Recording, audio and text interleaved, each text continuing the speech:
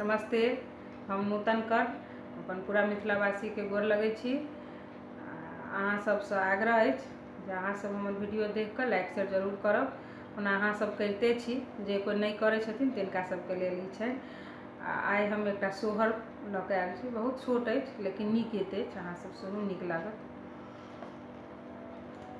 के मोरा तुलसी लगा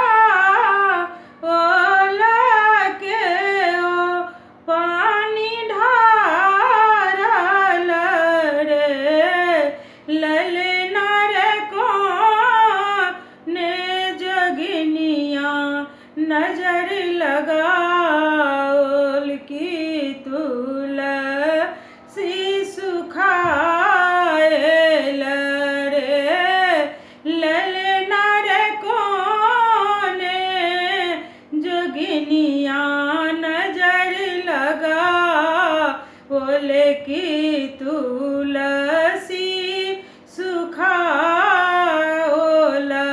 है।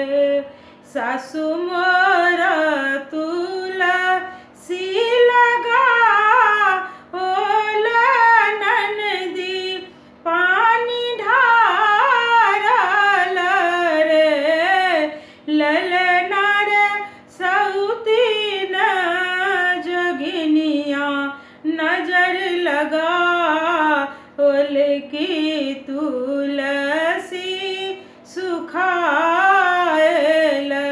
रे, ललना रे सौतीन जोगिनिया नजर लगाओल की तुलसी सुखाएल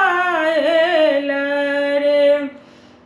जे हो तुलसी में साँझा दीप बारत से हो सुख पाओत रे, ललना रे सात जनम रहत अहिबा तकी पुत्र